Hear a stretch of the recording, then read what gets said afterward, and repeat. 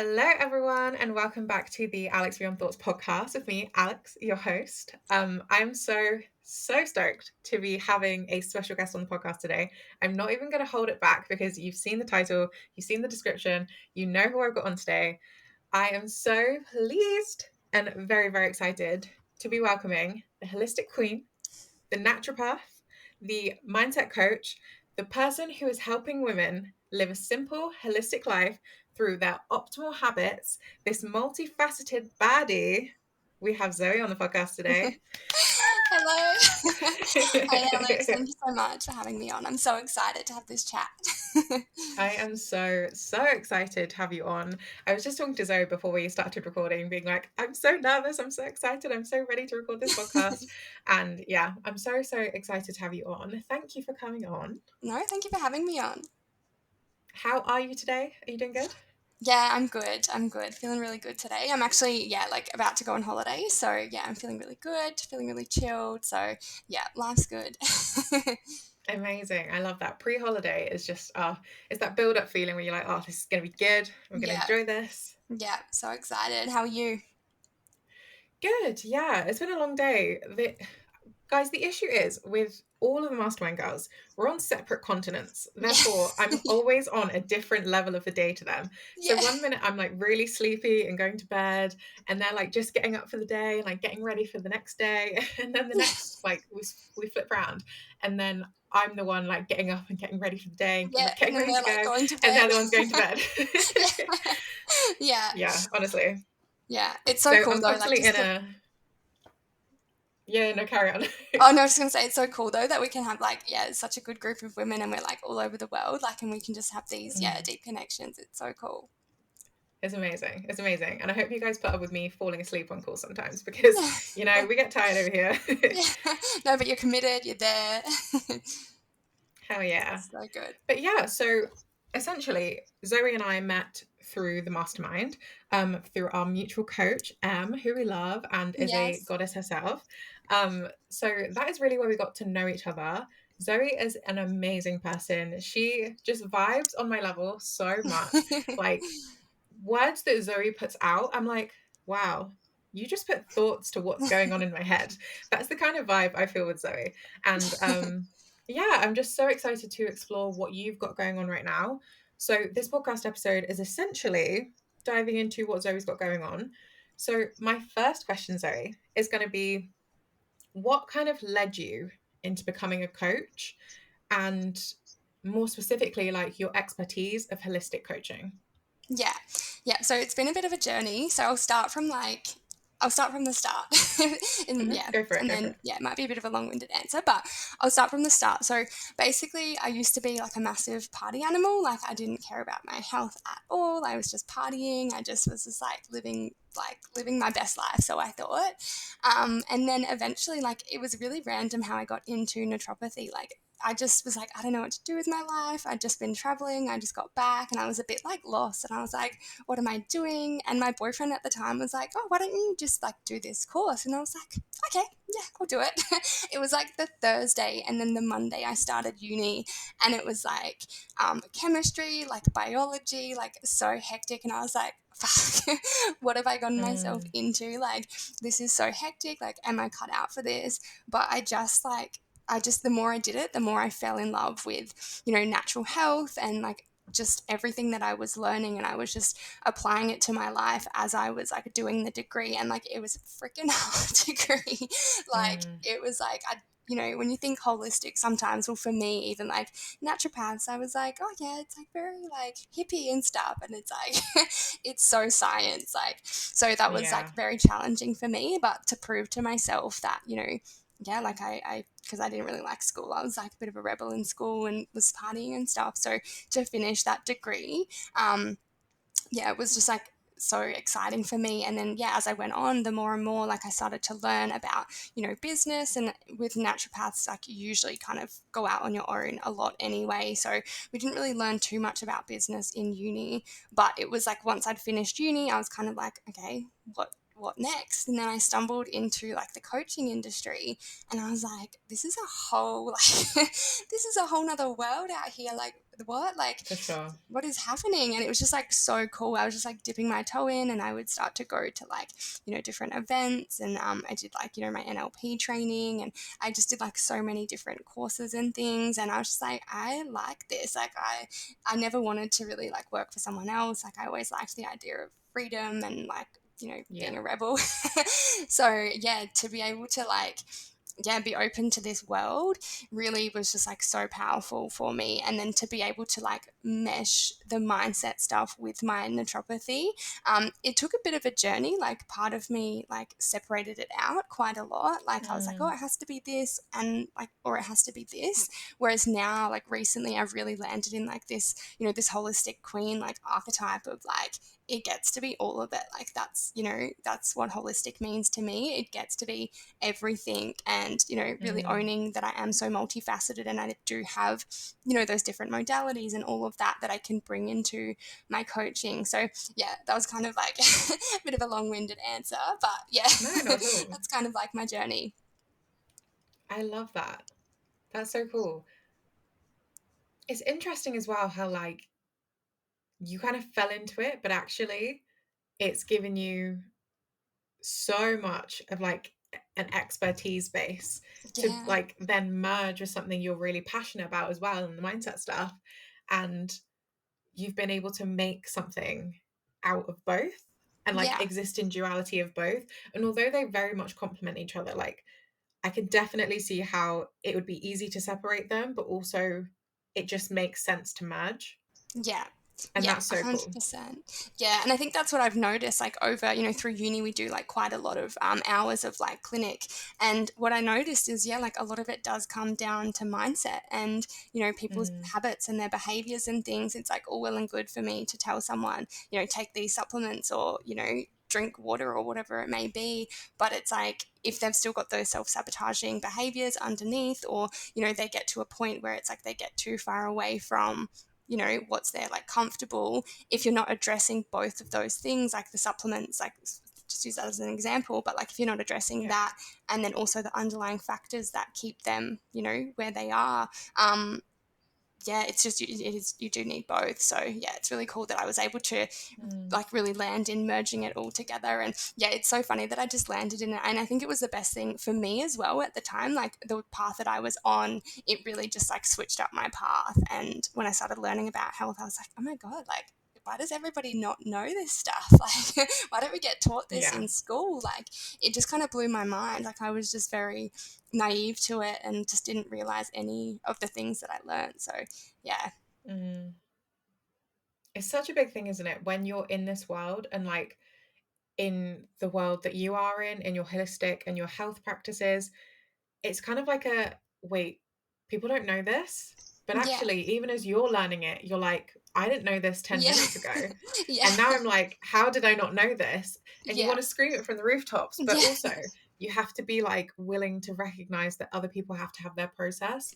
And as Yeah. much as you want them to just like adopt it as quickly as you have, other people are going to be resistant to it at first. They're not going to want to listen to you scream it from the rooftops Yeah. because they're not in that same process yet.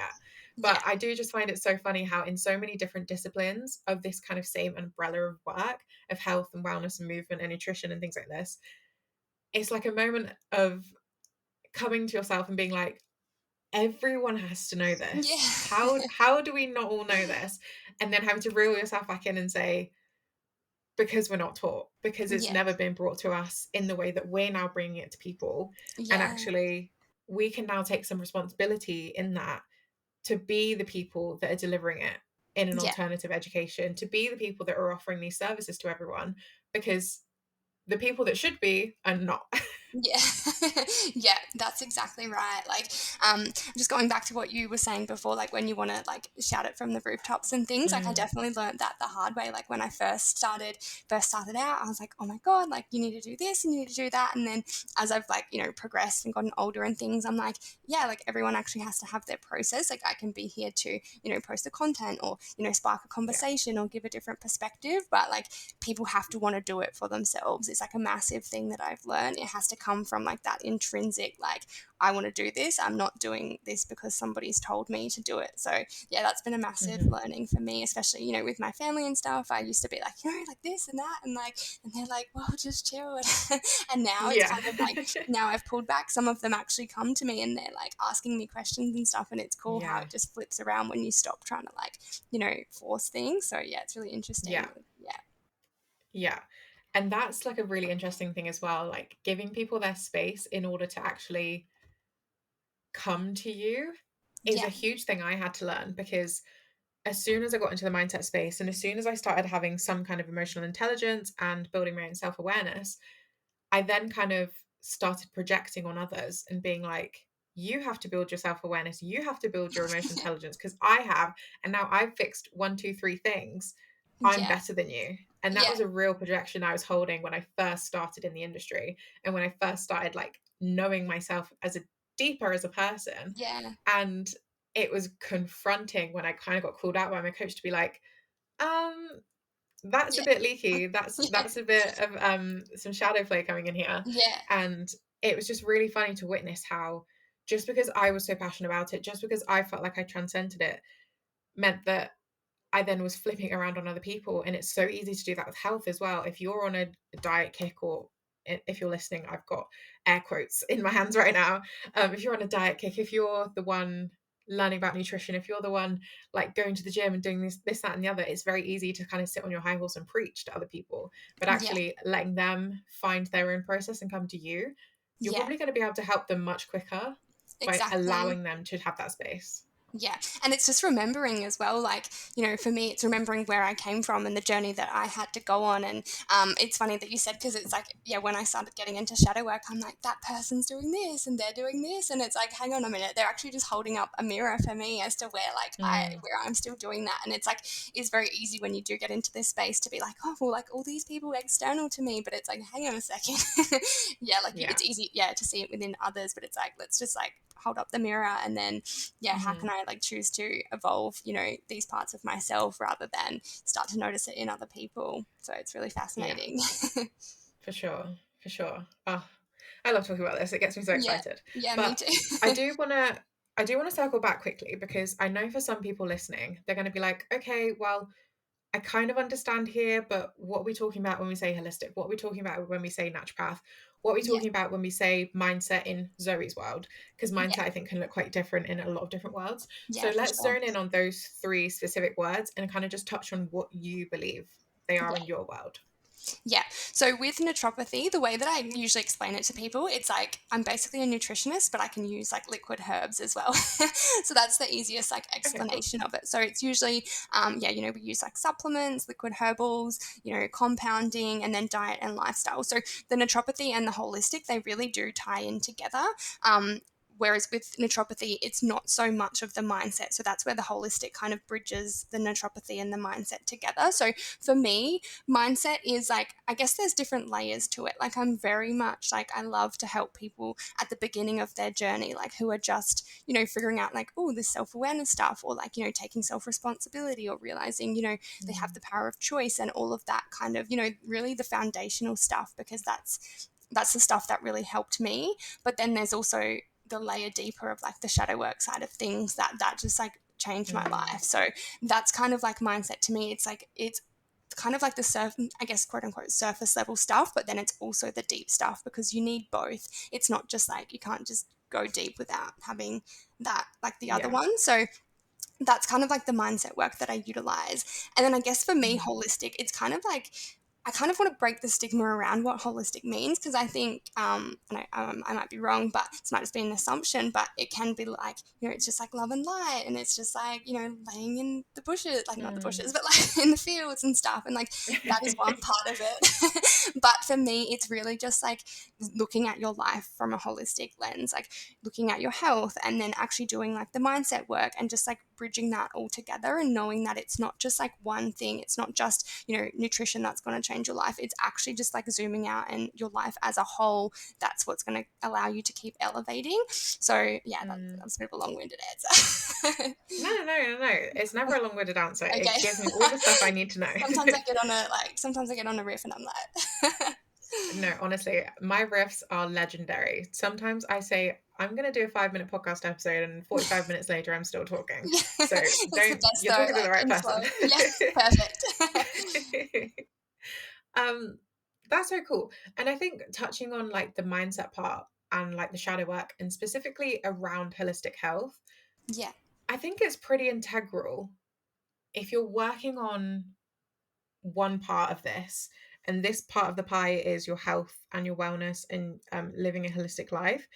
You kind of by default have to be working on your mindset, because without having some kind of control over your mind, over your thought process, over your habits and your conditioned behavior, any work you do on your health is unlikely to stick. And I think yeah, that's the like link that diet culture, especially in our parents and grandparents generation, yeah, massively missed, because it was heavily focused on shame, on doing yeah. things in an obsessive manner, doing things in short, fast bursts that never really All or built nothing safe kind of habits. mindset.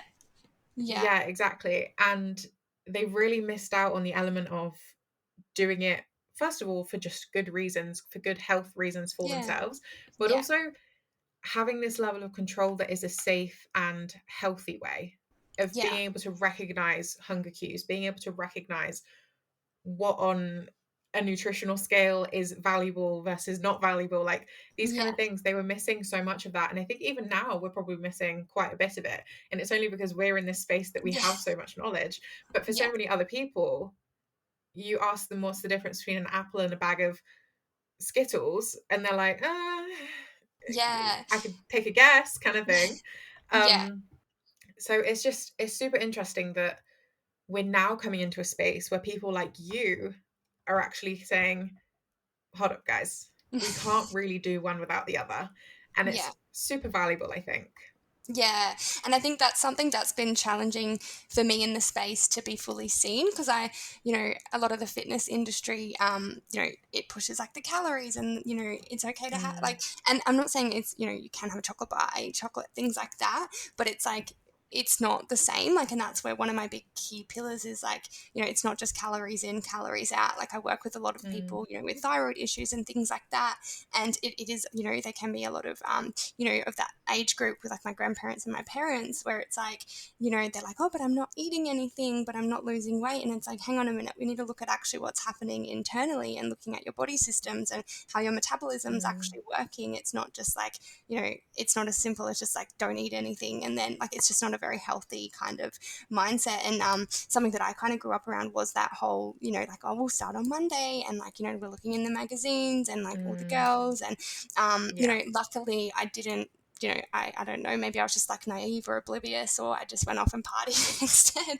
But I didn't Yeah. get like into that where I never was really tracking or restricting, or it just didn't, Mm, pass down to me, which I'm grateful for because yeah, I know a lot of women where it can really impact their mental health, and it's like thinking they have to do it a certain way where it's like you actually just get to make it a part of your life. It doesn't have to be this all or nothing mindset of just mhm, like, you're on Monday and then you fall off on the weekend, and then it just creates this like cycle of like shame mhm, and guilt, and it's unsustainable in the long term. And that's one of the real like the massive parts of what I do. It's like we're making long term habits. Like we're doing this, for what's happening in 50 years, 60 years. Like we're preventing, chronic illness and things like that. It's so yeah. much more than just like, like how we look, it's more how we feel. So, Mhm, yeah.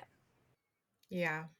And I think that's so key that, like, yes, you're investing in yourself now, and there might not be obvious issues right now, but actually, you're preventing chronic health issues. You're preventing disastrous health outcomes. You're actually putting steps in place now in your 20s, in your early 30s, in your 40s, to make sure that when you're 60, when you're 80, these things that you could be dealing with are either much less or non-existent, because you've put in the time and the effort and the steps right now to take care of yourself and build your education and build your mindsets and build your actionable habits, so that you're protecting future you too, and also future generations. Even if not a Exactly. byproduct of you, you're protecting other people, because in the generations and the people surrounding you, you're already exhibiting healthier ways of living. Yeah, yeah, exactly. And it's like, it is like zooming out and having that, like that long term mindset, and knowing that it's not always going to be like, you're not going to notice, the change maybe tomorrow or the next day, or like you Mm, will start to feel better over time. But it's, yeah, like really zooming out and and focusing on what's actually happening in the long term. And I think that sometimes, and I'm guilty of that, to be honest, sometimes with myself, it's like you want that instant gratification, but it's like, hang on a minute, like, what if we were playing the long game here? What if we were actually just looking at, or, ensuring we feel good now, so that we're setting ourselves up, yeah, like for future generations, for our kids, for our grandkids, things like that. And just like really instilling those, like, yeah, I guess those healthy habits for generations to come. mm, for sure. And if you're someone listening to the podcast right now that's thinking, I have some of these habits, I'm thinking that I have some diet culture history. I might be thinking about taking on another diet culture thing heading into the new year, that kind of stuff. Definitely check out Zoe's page because Zoe has some amazing content and it's Thank you. it's going to give you insight if nothing else. So definitely check out Zoe's Instagram. It's going to be linked in the description. But if you're someone that's thinking that maybe I'm going to be slipping into this diet culture behavior, I might be making some habit choices that now I choose not to because I have this knowledge, then yeah, definitely go check out Zoe because you're going to learn so much, even in a couple Instagram scrolls. Yeah. And yeah, that's it. Like, even through my content, I'm trying to like break this stigma around like having to track or having to, and I'm not making that wrong. Like, there's definitely a place for everything. But for me, in my world, it's like it just doesn't resonate. And I think a lot of women think that Mm-hmm. that's what they have to do to get what, the results that they want. And Mm-hmm. you don't have to. It gets to just be this. And it can take time to like really be intuitive with food and things like that. But it's also just like, it takes a lot of the pressure off when you're just focusing on like, okay, what can I eat to actually nourish my body, as opposed to like, what can Mm-hmm. I fit in this many calories? Like, it is restrictive. Like, it just like makes me want to restrict my body, whereas it's like, cool, I'm eating this protein because I know that it's, helping my muscles, it's helping my brain. So it's like really Mm-hmm. adopting that, or like shifting that mindset for like, I'm actually eating because I know that these nutrients are making me strong, they're making me healthy, they're making me happy, they're, you know you know increasing my, like, yeah, I don't know, like regulating my periods, like Mm-hmm. all the things. There's so many things. So Yeah. And just because it definitely resonates with me in saying that, I think also if you're someone listening to this and you're thinking, I don't really restrict myself with like tracking calories or things like that, so maybe this isn't me, you can still restrict yourself in other ways. And that can be like not going to plans because you don't want to eat a certain thing, or it can be sucking in your stomach for 6 hours at work every day because you don't want anyone to see a roll on the side of your stomach, or mm, it can look like trying to make yourself smaller in photos or hide behind people so that you aren't seen. Like, these are kind of things that you're restricting and making yourself small. So if you aren't thinking that that's flagging for you as a way that you're restricting yourself, it probably is. So yeah. check yourself in that and give yourself some grace to say, actually, I probably need to be looking into this work because that might be me. Yeah. And just like, yeah, from a shadow work lens, as you said, that it's usually when we're like, no, that's not me, I can't relate. And it's like, usually that's, our biggest, I guess, like door to look into, where maybe it's not specifically exactly what, I'm mentioning about tracking calories, exactly like Mhm. you said, but it's like, where is that happening in other areas? So it's like really cool to just, when you have that awareness, it's like, oh, how can I actually like, relate this to my own life? And it might not even be health, it might be in, yeah, like other areas as well. So it's really cool once, and Mhm. that's the holistic thing. It's like, once you see something in one area of your life, it's like you can kind of, you dissolve it in all your other areas of your life, because you've noticed the pattern kind of playing out. So you can be like, oh, that's Yeah. happening there, that's happening there, and it just starts to dissolve over time. So Mhm. It's so cool. Okay, I'm gonna steer us back on to you and like what you do because I could talk about this so yeah. much for so long. Um, I want to kind of get into your first steps into self development and like holistic life yourself, because I know you talked about sort of being a party animal and being a bit wild, but in terms of actually adopting this work for yourself and getting to work on your mindset and things like that, where did you kind of trip and fall specifically into this space? Yeah, I think it did start. So it started with naturopathy, but even still, like throughout my degree, I was still like sort of partying. And then for me, the biggest like pivotal moment, I think, was, it was like throughout COVID actually. I moved states, so it was like yeah, it was quite chaotic. I was like, oh, I'm just moving to Queensland. Like everyone was like, you're actually crazy. Like everything's shut down. I couldn't even like drive over the border. Like I freighted my car up here, flew up, and it just like all lined up. Like it was just meant to be. And like everyone was literally like, you're insane. And I was like, Mm. yeah, probably. But like I just knew I had to do that. And yeah, I don't know, just like my life in Adelaide, I was just feeling a bit like stagnant, a bit stale. Like I was still kind of partying. I just like was doing my degree, but I still felt a bit lost. And then like in a way, like potentially I was running away, but like I've said this like on my Instagram before, I'm like, if you're running towards something greater, I don't think there's anything wrong with that. Like, yes, maybe I was running away from the pain, but I was actually running towards like something that I knew was going to be expansive for me. So yeah, I literally just packed up all my stuff, moved across to Queensland. And then yeah, it was like that in Queensland that I started to like really get opened up to like I did my Mm. NLP course, like met all these people like in the coaching industry. I just like had to put myself out there because I didn't know anyone, so I'd go to like breathwork events or like yoga or just like women's circles, and I just like started Mm. meeting all these like women and people who were just like entrepreneurs and like, you know, all this sort of stuff. And it was like kind of that, like in that time when I met all those people, I was like, I could fucking do this. And then Mm. I ended up like, I was still studying. So the last like year of my degree was pretty hectic.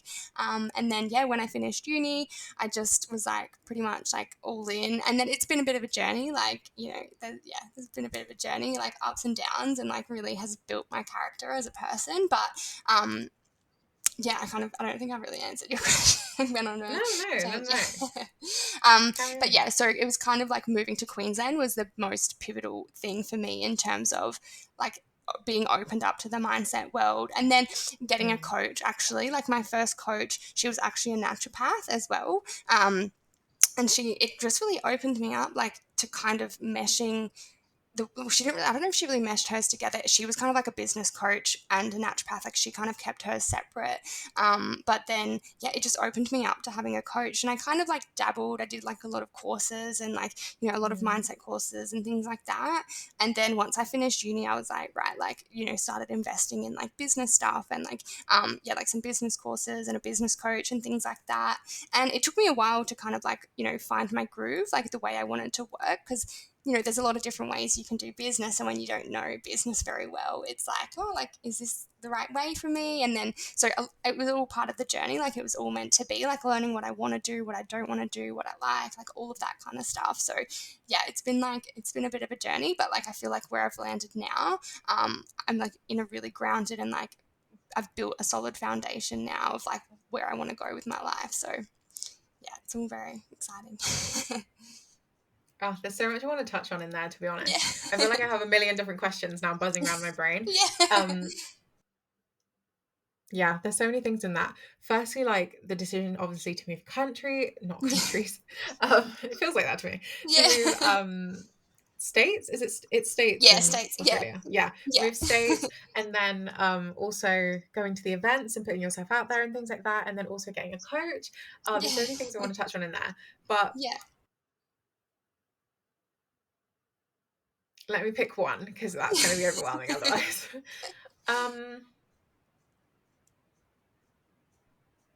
I think I want to touch on the events and stuff and putting yourself out there with people because I Yeah. think that's something we don't really talk about enough. Where actually you just moved states, a big decision in itself. And now you're going to events, you're meeting people, you're jumping on courses, you're finding a coach for yourself, these kind of things. In that kind of decision making process, what are the immediate thoughts that come up that you're like, I was thinking about this, I'd made decisions on this? Like, what was the thought process behind actually getting yourself from being potentially in an isolated state or not doing these things to actually getting yourself to turn up and show up? Yeah, I think the biggest thing was when I first moved here, like uni was still online. So I did feel quite Mm. isolated for like the first couple of months. And I was like, I was like, maybe I need to move home. Like maybe this isn't for me. And then I was like, don't be ridiculous. Like, you know, you've made this move. Like you do want to be here. So it was kind of like I was like, oh, like feeling really isolated. Like, what am I supposed to do? I was like moving away from the partying. I didn't want to, meet people out drinking and things. So I was like, I honestly don't even know how it came about. I think I just was like on Instagram, or like I got an ad for like the NLP thing, and that's where it really started. And then from there, like, there was like a hundred of us in the room, and like I'm quite close with still, quite a lot of the girls who I met in there. Like, follow each other on Instagram, and like one of my best friends I met, or like a couple of my best friends actually, we met in that room. So I think for me, it was like choosing between, okay, well, I'm either going to sit in my house and just do my uni and not evolve, or I'm going to just get myself out there. Like, as scary as it was, like to rock up, like, Mm-hmm. by myself to different events and things like that, I was like, I have to do this. Like, and yeah, I can get quite nervous sometimes before like doing things like that in big groups, but I was like, part of me was just like, fuck it. Like, you've got nothing to Mm, lose. Like, you're in a new space. Like, these people are like-minded. And I think for me, sometimes it's like I can get a bit overwhelmed where it's like, oh, like maybe I'm the smallest, fish in the pond or whatever it is. But that's been the most expansive thing for me, is like putting myself in those rooms where I might be the one who knows the least, but like I'm learning from mm, different people. Like, when you don't know about the coaching industry, and then you're in a room with like, at least 50 of the people who are making, 6 7 figures, it's like intimidating, but then it becomes so normalized. Like, over time, when you're in these rooms and like around these people, it just becomes so normalized, and then it makes you think like, it just confirms the belief, like maybe maybe this is for me, like maybe I can actually achieve that, because you just see, like, quote unquote, how it's like not easy. Like, obviously they go through mm. challenges and Yeah, stuff yeah, like yeah. that, but like, how achievable it actually can be. So yeah, I think it was just like being willing to take the risk. And I think that's something I take pride in. I've always, maybe sometimes it's gone a bit too far, but I've always been willing to, take the risk and like do the thing that people would tell me not to do, like even moving states, like in the middle of, everything that was going on in the world. And I just like, I'm very like, I guess, stubborn. It's like, I don't care what people Mm, think. Like, I do take on opinions, but I think there's always a part of me that's like, I actually just need to find out for myself. And if it fails, then so be it. Like, I've learned yeah. something. Like, I think the past couple of years especially has really taught me resilience of like, even if it's not like quote unquote working, it's still leading me onto a path where, it's still moving me somewhere that I need to go, sort of thing. So Mm-hmm. yeah, I think to come back and answer your question, I think like just being willing to put yourself out there and being willing to be the small fish, like, because you learn so Mm-hmm. much, you meet so many people, and people are like more accepting than sometimes we like can think, because like sometimes we get in our head, I'm like, oh my god, like, are they going to accept me, like all these things, and then you get in this Mm, room and these are the, like, some of the nicest people you've ever met, and it's like, oh, like, it just creates that evidence for yourself, because if you don't mm-hmm. do the thing, you're never going to create the evidence. So it's like, I think a lot of people can wait for the evidence, like, it kind of, they wait for things to like, fall in their lap, but it's like, no, we actually have to go out and get it. We have to, make that first move and create that evidence and strengthen those beliefs like over time. Because now I'll just like, go to workshops, I'll drive to the sunny coast, like go to a workshop like with people I've never met. Like, it creates Yeah. that like exposure where it's like you just meet people. And even just like in the mastermind as well, you just get yourself into the room, like virtual room or, real room. It's pretty similar. So you just got Mm, to know where you want to go, like your vision. If if it aligns with your values and you know where you're going, then get yourself in the room. yeah. That's so cool. And it's like really highlighted to me as well that throughout your story as you're telling it, there's like a key theme of like bravery and courage. And even if you're feeling a big level of fear, you're feeling isolated, you're feeling like you're partying too much and you want to break the habit, but it's also scary to break habits that you've built over so long and things like this. It's just like a real theme of bravery and like courage and like actually just getting yourself to do the thing, even if it's scary. And I think that's really admirable. And it's just, yeah, it's so interesting to like see it play out, obviously, as a story as you're telling it. It's like, oh cool, so like Zoe made a decision here for herself and here for herself as well, and like she backed herself here even though she was unsure and people were telling her no, but she did it anyway. And like, I guess even in those moments, if you didn't 100% back yourself and you were worried and like the doubts Yeah. were creeping in, you were still backing yourself to a level that you did it anyway. And I think that's something that we can all learn very much from, in the sense that you're never going to be 100% unless it's literally the thing that you're most convicted on in your life. You're Yeah. never really going to be 100% on it. And bar that one thing that you're 100% on, you kind of just have to trust yourself and trust your gut and trust that you've got yourself through anything, even when it feels like, I don't know here, this Yeah. might be a bit too much. This might be a Yeah. bit too crazy for me. Doing it anyway and failing fast or failing hard rather Yeah. than spending 5 years in your hometown wondering, okay, I might go out again this weekend and party because like there's nothing else to do, but like maybe this year I might go and do uni in another state, or I might go to that NLP event because it looks kind of cool, but actually I've spent all my money doing something I don't really care about because it's the easier choice. Whatever the story looks like, Yeah. you kept making that choice for yourself, even if there wasn't 100% conviction in backing yourself doing it, you did it anyway. And I think that's just so cool. Yeah, and I think that's one of the key things as well. It's like the fear is never going to go away. It's like how you adapt to it, and it's how you like recognize it come up and then choose to be like, well, am I going to let this fear like control me and hold me back from the things that I know I want to do? Or am I actually just going to like sit with the fear, know that it's there, like recognize it and still just keep moving? Because it's like, for me, like, yeah, those like, those self-doubt, like those fears, like it does still come up, but I'm like, what's my bigger Mm, vision? Like, what's my bigger purpose? Like, you know, I value growth and I value evolution. So for me, like to just keep staying where I am, it feels out of alignment. So it's always like, yeah, cool, mm, this is gonna be like, a bit cooked. It might be, it might be fearful, but it's like you just see what happens on the other side of that. And yeah, it either mm, works or, quote unquote fail. And even if you fail, like I'm very a strong believer in like there's always a lesson. Like I'll always, and I take pride in that, like I'm always looking for the lesson of like, okay, what wisdom can I actually extract from this to just keep growing me and evolving me, like, and to yeah. redirect me onto the path that potentially, maybe I have made some wrong decisions, like yeah, I've definitely made some Hmm. wrong decisions, but it's all, Yeah. it's all character building. Yeah. And it's always a redirection onto the right path, I think. Because Exactly. like there's been so many stages in my life where I've done things that people have told me not to. Sometimes it's not worked out, and like it's just always redirected me onto the next path, which is the path. Yeah. And something that comes to mind here is something M usually says, our Yeah. lovely darling mentor M, and it's what problems are you choosing to have? So Yeah. like that's something that comes up quite regularly for me now in when I'm feeling the self-doubt, when I'm feeling like I'm not convicted in something, or something feels really hard and I'm not sure if I'm making the right decision. It's the question of like, what problem am I choosing to have right now? Is it a problem that's like quote unquote valid? Like, is this something to actually be fearful of? Is this risking me in some way? Is this too much of a stretch that it's actually going to be dangerous? Or is it a problem I'm creating? Is it a problem I'm using in order to not have to think about the real stuff, or Yeah. something that's like just feeling a bit too expansive? So I'm like, oh, this is a problem. I can no longer do Yeah. this thing. Yeah.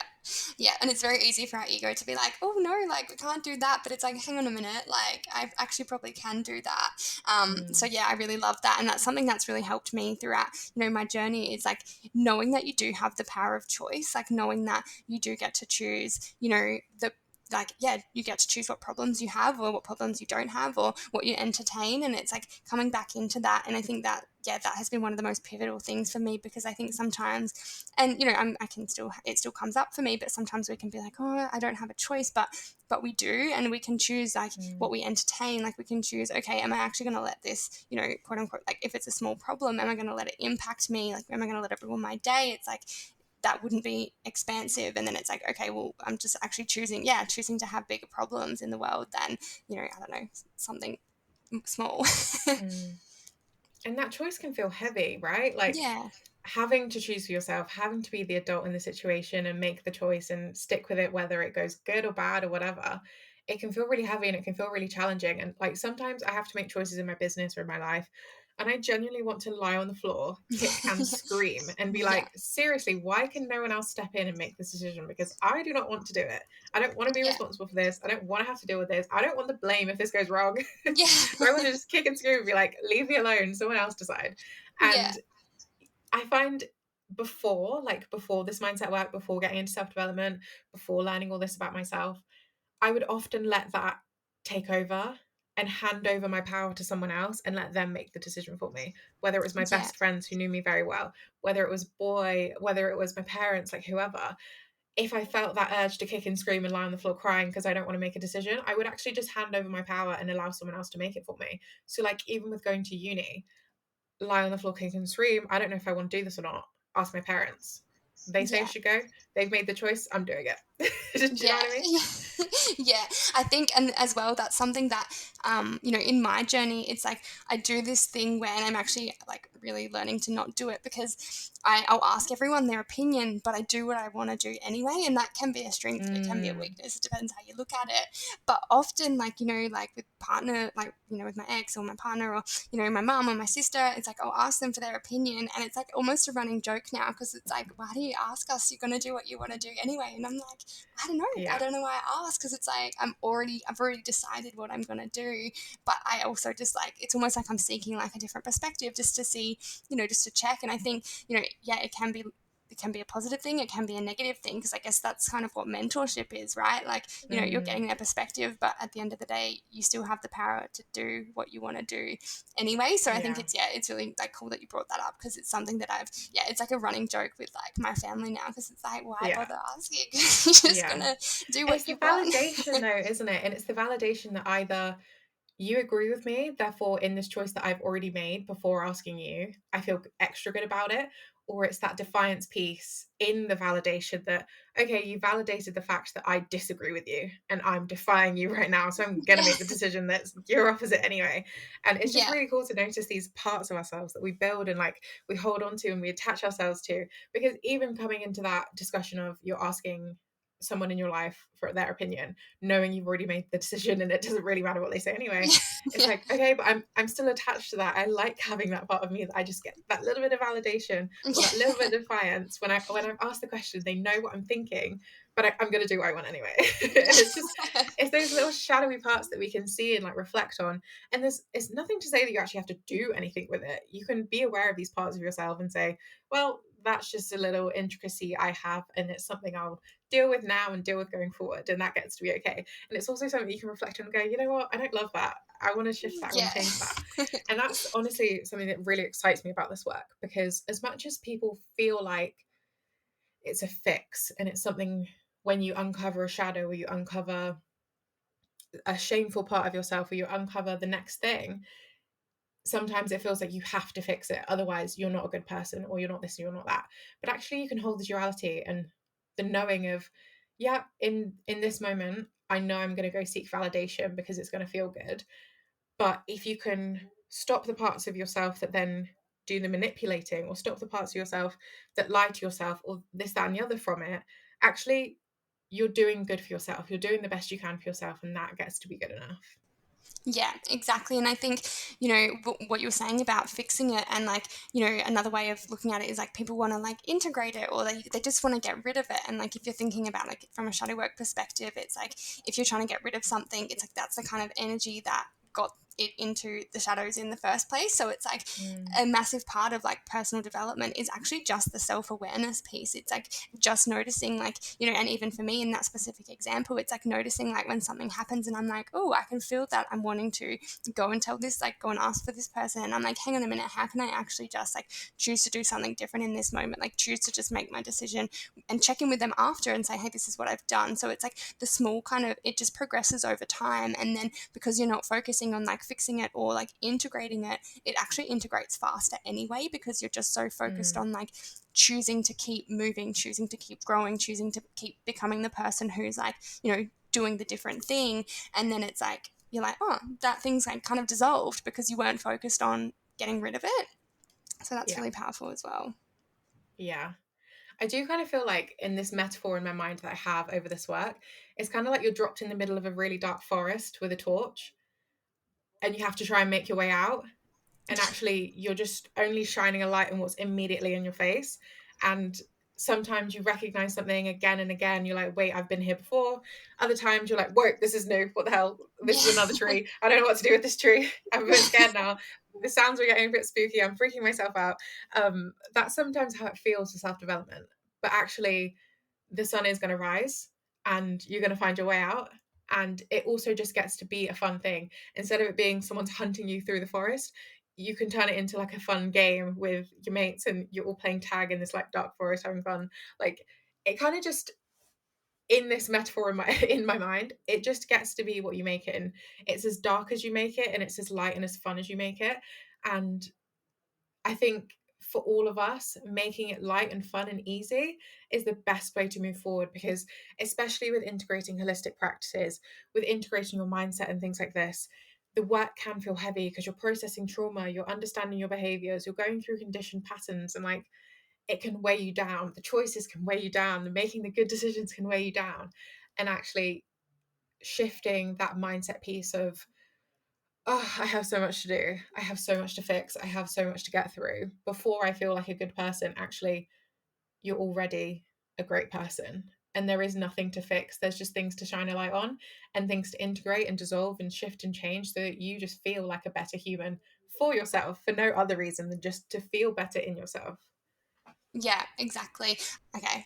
Yeah, so I think like people can think that yeah, it's like this big heavy thing and it can be like heavy, but it's also just like you mentioned, making it like super fun, and it's like I guess just integrating it as a part of your life, not making it like this massive thing where it's like, oh, I have to do personal development, I have to do this. It's like something that you just get Mm, to integrate into your life, and it gets to be light, it gets to be fun, like, and it gets to be both. Like you get to be doing, the heavy, like, getting through the crux of your stuff, but also still showing up and living your life and having fun. And like, it's just that duality of like being able to do both and being able to, yeah.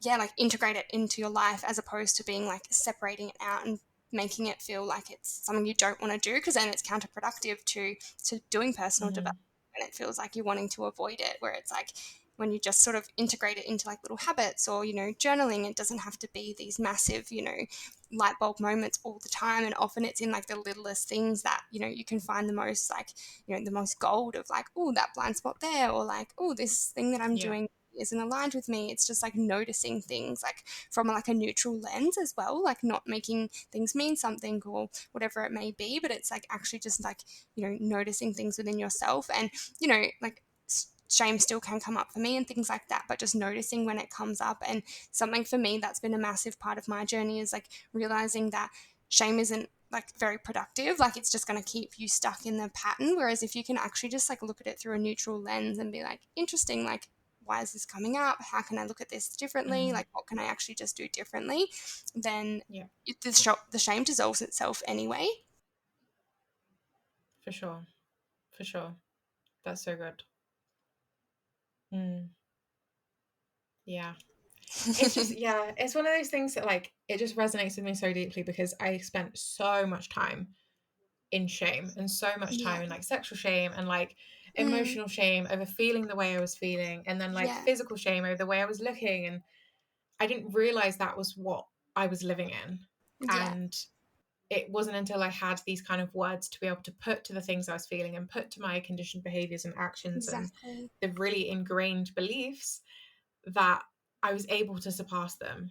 And without this knowledge, without working in the coaching industry, without being part of the coaching industry and wellness and holistic lifestyles and all of this encompassing stuff of just generally doing the work in order to feel better, Yeah. without these kind of terms and stuff, I would probably still be stuck in that same cycle of shaming myself every day, of not feeling Yeah. very confident, of never really executing and backing myself on stuff. And yes, at some point, the likelihood is I would have broken through that and navigated it. But would it have taken 10 years instead of maybe two? Yeah. And that's the You thing know, with the like these way up and spaces. like the cost of it is Yeah. insane.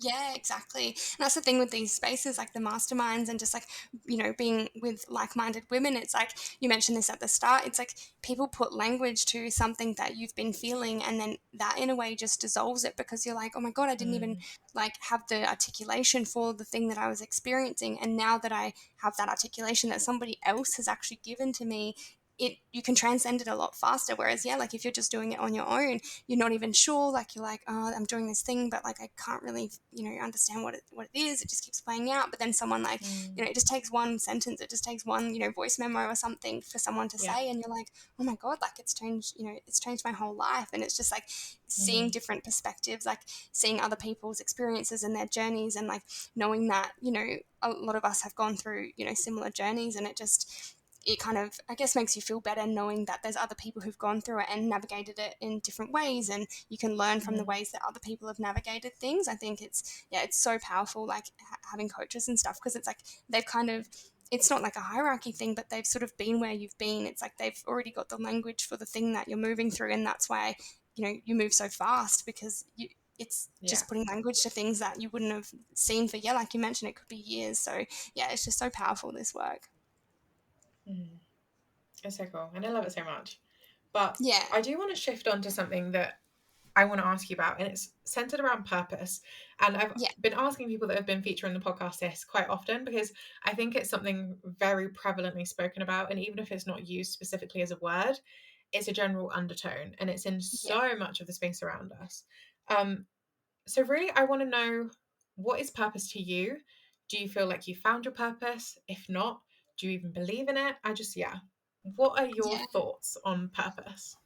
Yeah, I think there can, yeah, be so much pressure to be like, what's your purpose? And for me, I think it's not necessarily one purpose. Like, my purpose is to help people, and my purpose is to, Mm, I think another one of my purposes is to like evolve myself, and, to have kids, or like, so I think it's very multifaceted. Like, I don't think that purpose has to be this one, I guess, set in stone thing, and it can evolve over time. Like with, as you evolve or as people evolve, it can, evolve with you. So I think for me, mm, purpose is very like multifaceted, as most of my, I'm a multifaceted person. So everything for me is multifaceted. But I think it's like realizing it doesn't have to just be this one decision. You don't have to just like stick with this one purpose forever. Like if you do something and it is your mm. purpose, it could just be for a season, and it like allowing yourself to evolve into a new purpose and being able to shift and things like that. So that's been something that's been really powerful for me, because I think, when you're younger, it's like, oh, like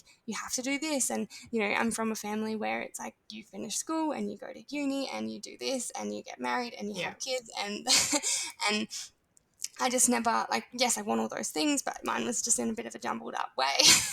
So, Yeah. like, Yeah. yeah, I think purpose is different for everyone, but for me, yeah, it's a very like multifaceted, where it's like, I always wanted to be a teacher when I was little, and now I guess to some degree I am actually doing that, but just not in the like Mm, in the way that I thought. Like I thought I'd be like in a classroom, mm. like teaching kids, where it's like it just opens up so much more when you're like, oh, I'm actually doing the thing that I wanted to do when I was younger, but in a completely different way. So, and like, I've always Yeah. loved helping people and things like that. So it's like just like realizing what you actually value and what you want to do. And then that helps you move towards your purpose. And it might not be in the way that you thought when you were like younger that it was actually going to come about. That's amazing. And that's really struck a chord with me. You saying that, like, you wanted to be a teacher and now you're kind of teaching, because I wanted to be a doctor. And it was partly imposed by family and Yeah. partly me myself, of like wanting to Yeah. heal people, wanting to help people. And now thinking about that, even with like trauma healing, you are healing people. You are healing people of Yeah. their wounds. They might not be physical, they might Yeah. not be able to be seen to the eye, but you are actually healing someone. And that, yeah, that's really just struck a chord with me actually. That Yeah. little me wanted to help people and heal people. And just because it's not on a physical, like touch to touch level kind of thing, doesn't Yeah. mean I'm not still being a doctor of sorts. And I'm by no means claiming I have an 8-year degree in medical science or anything like that. Definitely not. But that's cool. And yeah, I really love that. I really love that.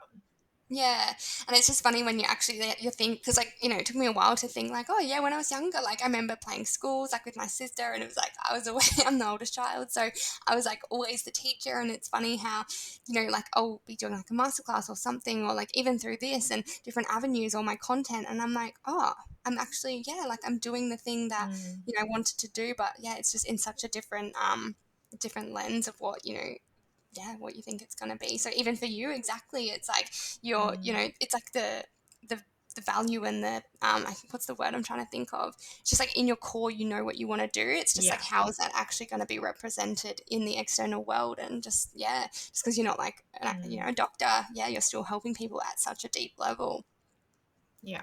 which is just so cool. So cool. I love that. Oh, wow. That's so cool. And like on this, and I think we've been giving tips and tricks and things throughout this whole podcast episode. So I feel like this is a bit of a gold mine, to be honest. But I do want to give like Zoe's 3 actionable steps that everyone listening can take away and say, I'm going to integrate this one thing today. I'm going to take on these ideas, this kind of thing. So if you have like a 3 tips for this or 3 ideas that you want to share with the classroom, I would absolutely love if you want to share. Yeah, yeah. So I jotted a couple down because I was like, oh my God, like there's so many that I could bring. So I've jotted a couple down, and I guess they're not necessarily all related, but they all come under the like holistic umbrella. So the first one that I wrote down was to set your circadian rhythm. So essentially, your circadian rhythm is like a 24-hour cycle. So your body works in your 24-hour cycle. Your serotonin and your cortisol will rise in the morning, and then it drops off in the day, and then about 16 hours later, your melatonin will start to rise. So for me, setting that circadian rhythm has been so powerful in terms of like my energy levels. So that's like a massive tip I like tell all my clients. It's like, let's start with the basics. Mm, And that's another thing, like this is a bit of a tangent, but like I think people want to skip to like all the supplements and all the powders and all of the things. And it's like, for if we can sure. just like nail the basics, like your body is so powerful, like on its own. Like obviously we need those things, we need food and stuff, but like your Yeah. body's actually so powerful. And when you learn to work with like the rhythms of your body, it just like elevates your energy, it elevates your sleep. So like working with this cycle is like so important for like your cortisol levels in the morning. And for me, like, being someone who's like always been quite like energetic and on the go, but like, I always used to be a bit of a night owl and things like that as well. Like I never used to be a morning person. So like I've really restructured to match this kind of cycle, and it's really, yeah, improved my energy. So that would be one thing that I would recommend is like start to set this circadian rhythm. And so you can do that by like, I don't know, maybe the UK is a little bit different to Australia, but there's still like clouds and stuff. And it still works if it's cloudy. So like just going outside like first thing in the morning, like without sunnies on or anything, and just like looking at the sky and even grounding like Mm, while you're doing that is really powerful, because what that basically does is if you're looking into the light, not like obviously looking straight at the sun, but yeah. it increases your cortisol levels, it increases your serotonin, and it actually suppresses your melatonin. So it actually just gives you energy by doing that. And then naturally your body will start to regulate over time, because it'll come like 16 hours later, your serotonin will start to drop off, your cortisol will start to drop off, and then your Hmm. melatonin will rise. And then so you get into this cycle of like, you'll start to wake up with energy, like you start to wake up without an alarm, because your body just knows like this is the routine that we're on. So yeah, that's the Yeah. first one, like energy for sleep, for mood, because serotonin for mood, things like that. So that's my first one. Hmm. The second one is water. So I like harp on about this all the time, like with a lot of my clients as well. But like being hydrated is so important, and it's something that I think a lot of people can miss. It's like so many clients, I'll be like, how much water are you drinking? And they're like, not enough. And I'm like, please drink water. Yeah. So it's very important, and like the quality of water is also very important, because I don't know, it might be a little bit different in the UK, but in Australia, like the tap water is just like not the best. Like it's full of like chlorides and fluorides and all of these kind of Mm, things, and just the impact that that can have on your body. Like for example, like those kind of things, they mimic iodine in the body, and so if they're mimicking iodine, it blocks up your iodine receptors, and that can impact your thyroid, your metabolism, digestion. So it's all mm, these like really intricate little things that we think are small, or we think like aren't a big deal, but they can actually have, once you just shift this and start to like filter your water and things like that, it can make such a big difference for your body's ability to like absorb nutrients and actually get the water into the cells, which is really important. So another tip there would be to have like some Celtic sea salt or like Himalayan sea salt like in your water, or like even you can just like put it on your tongue and then have the water if you don't like want to sip it throughout the day, because that yeah. actually helps your body to absorb the water a lot better and get it into your cells. Because yeah, you can be drinking like 4 liters of water a day, but if your body's not actually absorbing it properly, you're just going to pee it out basically. So That's making so sure, interesting. yeah, and your cells basically, you're basically made up of water. We're about 60 to 70% water. Your cells need water, so to actually get the water into the cells is like one of the most important parts. So yeah, so set your circadian rhythm, drink good water, and then the third one is nutrition. Like I kind of like, yeah, I'm like, that's a broad topic, but nutrition has been one of the most profound things for me in like how I feel and like just like like my whole life basically. Like nutrition has changed my life. Like I used to be someone who did not eat very healthy at all. So getting this knowledge has literally changed my life. So even just like the tip would be like keep it really simple, and focus on just like whole foods, like strip it right back, focus on protein, focus on carbs, focus on like fat, so like avocados, like nuts, seeds, things like that, like fruits, vegetables, like leafy greens, like just keep it really simple, and then you can kind of like build on there. And also like with nutrition, it's like for me, like I'm gonna go out and have dinner if I want to go out and have dinner. Like it's not this thing where Yeah. I'm like, oh, I can't have a burger or I can't have, you know, whatever it is. Like if I'm going out for dinner, I'm having what I want to get.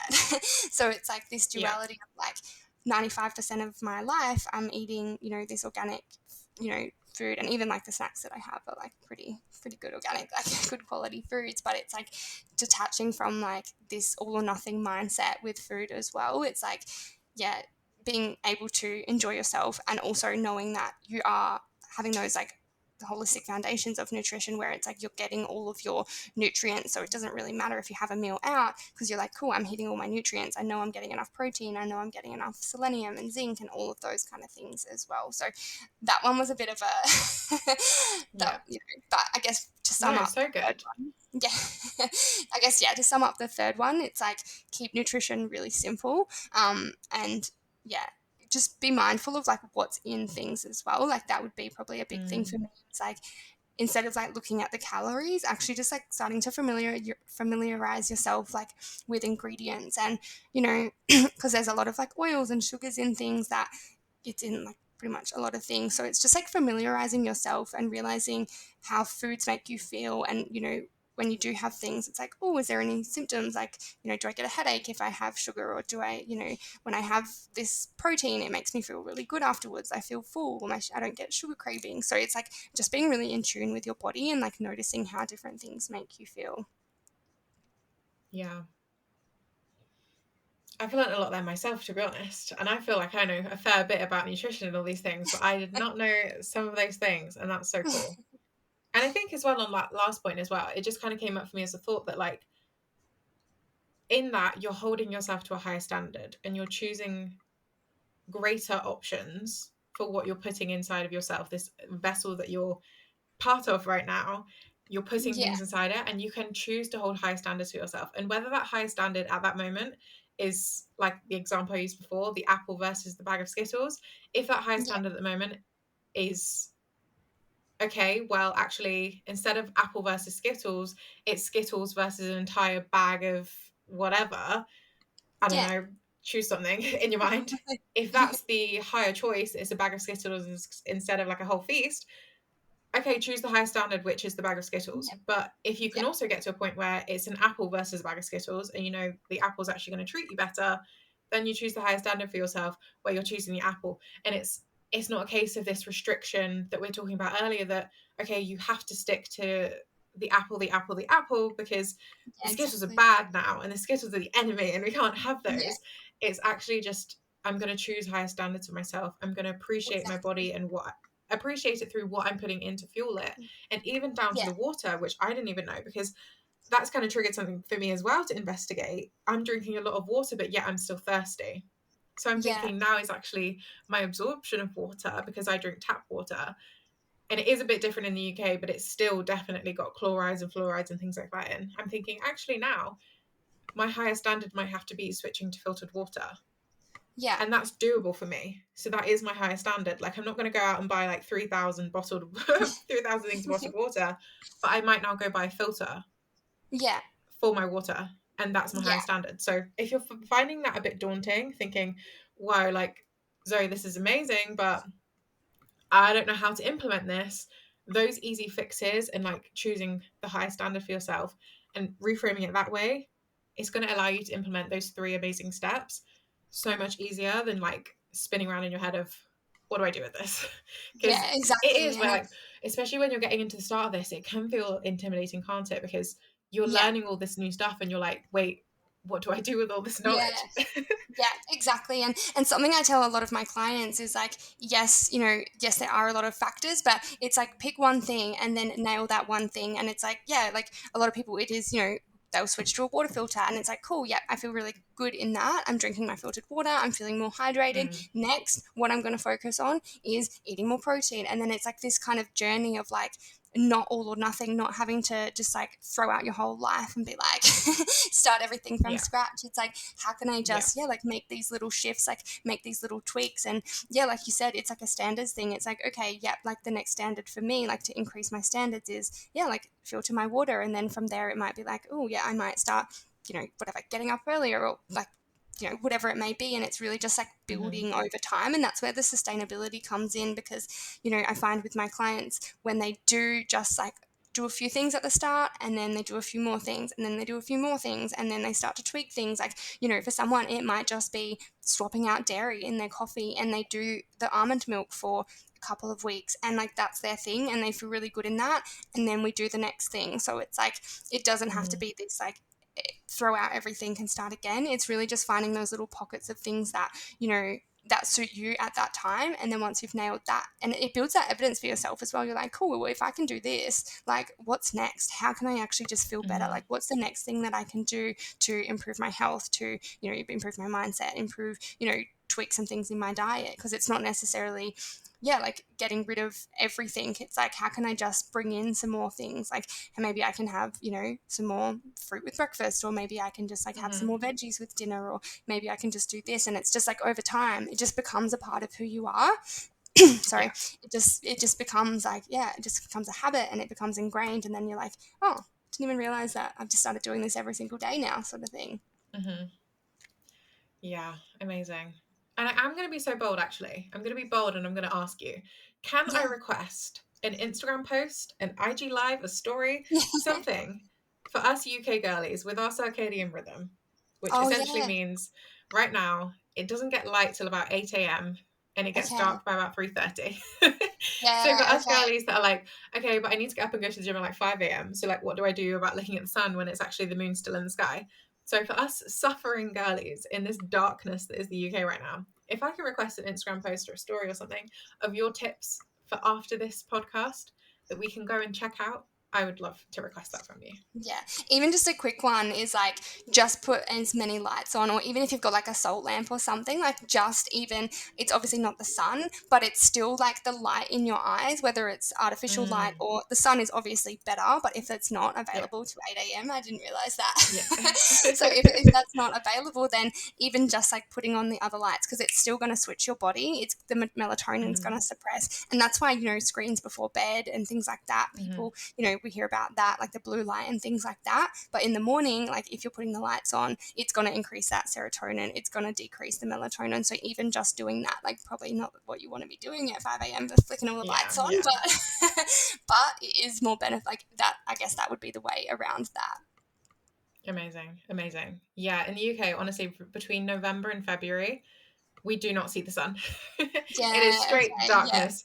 We have like maybe 6 hours, 7 hours of like light, but it's Yeah, essentially just like 4 p.m. darkness in the summer all yeah, the okay. time. Yeah, Yeah, it doesn't. We don't really see the sun that much. Hence yeah. why this great girl is looking so pale. Like, look at this skin. This is not my natural coloring. This is the depths of winter.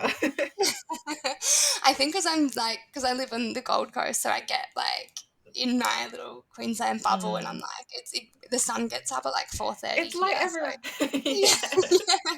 Yeah, But yeah, yeah, definitely. the thing I would suggest is at least getting just, if even it's a salt lamp, or just put the lights on in your Mhm. bedroom, like something like that. It's still going to flip that switch of your, because it's like, not to get too sciencey, but like it gets in, once it's in your eyes, it basically, that signals something to your body, and it sets that rhythm where it suppresses the melatonin, and then it increases the serotonin and the cortisol as well. Perfect. Perfect. Amazing. I love that. Thank you so much for those tips, Zoe. Like, they're going to be very revolutionary for many people, and it's really helped me, to be honest, even in our little chat. So I can only imagine how many other people it's going to help.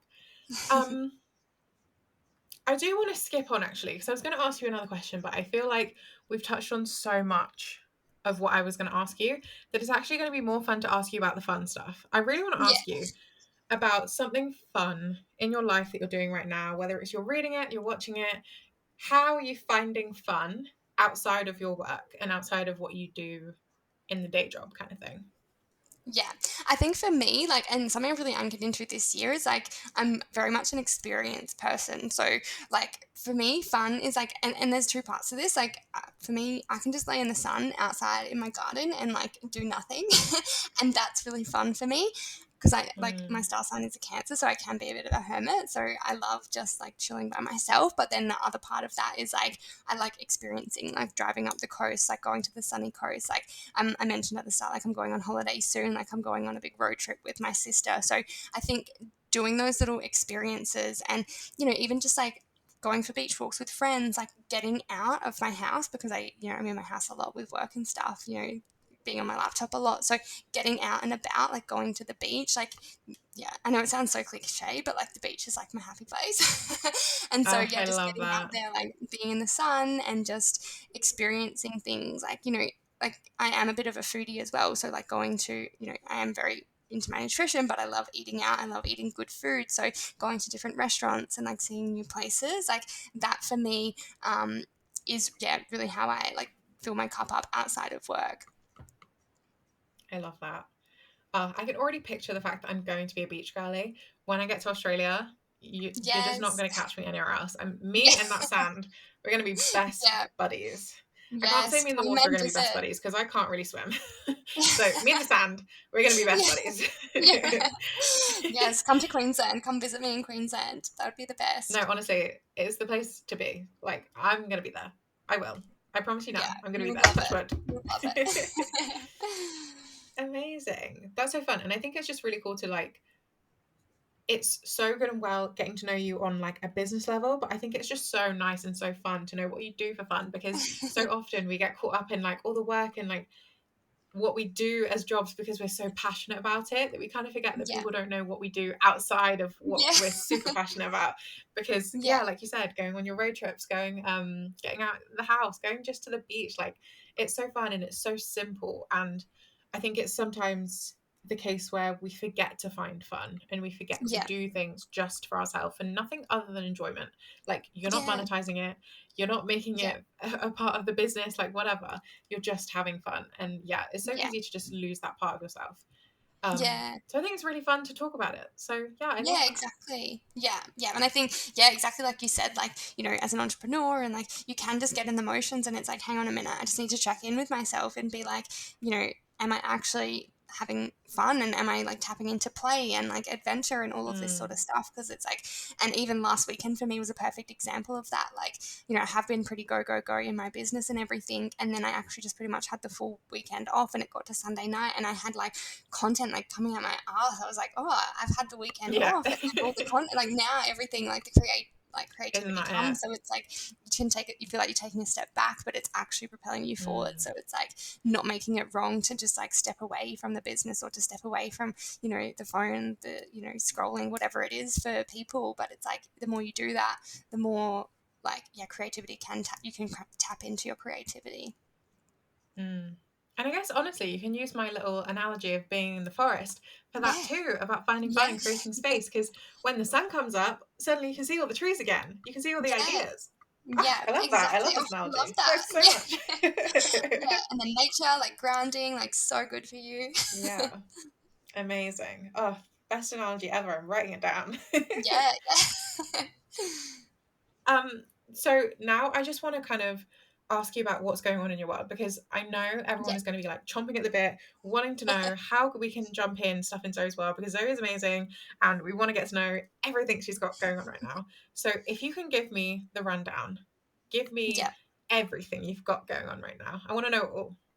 Yeah. So at the moment, so there's a few things in the work. So there'll be, yeah, launching probably December, January. So yeah, keep your eyes peeled for that. But at the moment, I'm just doing one-to-one, and then I have a free masterclass. So it's like a free training called Nail Your Nutrition coming out. So Amazing. yeah, that will be completely free. I will be launching that within the next couple of weeks, hopefully, just getting everything organized, like my road trip and everything. So yeah, that's coming out. I have another free masterclass, so it's called Optimal. So that's also coming in the new year as well. And then I have a few other courses and things. So there's one, I have calibration code. So that's really like my foundational, I guess like self-development. Like it was basically everything that I found beneficial when I was really starting out in my journey. And I just put it all into like mini trainings essentially and put it into a course. So I have that. It's kind of like an evergreen. So you can just purchase the trainings. And then, yeah, there's a few other things. I have, I might as well just like give it a bit of a soft launch now. But I have a Yeah. course called Holistic Hottie coming out next year. So I won't give too much You away heard it because I'm here still first, people. yeah, yeah, this is like the first time I've really like spoken about it other than like in the mastermind and stuff. So yeah, that will basically be basically an extension of my life, and yeah, it's really cool what I've got planned for Oh, that. So yeah, it's still in the so works at the moment. So exciting. probably coming like February next year. So yeah, there's a few different things in the works, but yeah, keep your eyes peeled. The next thing that will be coming out is Nail Your Nutrition Masterclass. Amazing. That's so exciting. And there's free offers in there, there's one-to-one coaching, there's offers coming Yeah. out. So if you're thinking, yeah, this is for me, but I kind of have to put some ducks in a row, I have to work out what's going for me next, then you know in February next year you've got something launching that is perfect for you. So definitely make sure you follow Zoe. I'm going to leave all of her details below into the description if you're watching this, or wherever you're clicking on your phone right now if you're listening to it in your ears. But definitely check out Zoe, because as you can already tell by getting to this point in the podcast, she is fucking amazing and I adore her. She's amazing. Oh, I So adore you. that is everything that's going on in Zoe's world right now. So exciting. I love it. Yeah, lots happening. I feel like, yeah, it's all kind of been like in the works and everything's sort of starting to come to fruition now. So it's all very exciting. So good. Is there anything else that you want to drop in for the listeners right now? Any last raging thoughts that you think, I can't leave this podcast episode without mentioning this? Now is your time. I think I've covered a lot. I'm trying to think what else. Um, That is no, perfect. I If think, you've covered yeah, everything that's in the top of your brain, absolutely yeah. perfect. I'm feeling complete. I'm feeling like, yeah. And I guess, yeah, just if you know, even just like my DMs are always open. If you have any questions about anything that I've spoken about, if Mm-hmm. you want to know more, like I'm always open to, as you guys can probably tell from listening to this, I'm very passionate about what I do. So, so yeah, my DMs are always open. I love opening up conversations and, yeah, just having a chat with people. So yeah, if you feel the pull, then just send me a DM and we can always open up a conversation. Perfect. Oh, this is amazing. And I'm so excited for everything you've got coming, to be honest. I'm going to be there clicking through all your stories like, oh my God, Yeah. Zoe's launching this and this and this. And I'm so excited. And yeah, it's going to be so good. And I'm so excited for what you've got coming. Thank you so much for being on this podcast. Thank you so much for coming on Thank this you. specific episode of Alex Fun Thoughts. It's been amazing having you. You've delivered so many knowledge bombs. Everything that you basically come out of your mouth has been pure gold. So I'm going to snip down all of this and it's all going on TikTok with your permission, Yeah. of course. Yeah, of course. And Yeah, that's fine with me. thank you. And yeah, it's been so fun. So I hope everyone listening has had the best time with us. This evening that we're recording, this morning that Zoe's recording. And I cannot wait for you. I cannot wait for you to jump into Zoe's world first of all, but also, yeah, just to see what we've got coming up next on the podcast. There are going to be many more guests. There are going to be many more cool episodes. So Zoe will probably be listening into those. I'll be Yeah. jumping into Zoe's DMs, sometimes even asking for her back, to be honest, because yeah, this is great. So I'm going to round this up here, guys. Thank you for listening, and I will see you in the next episode.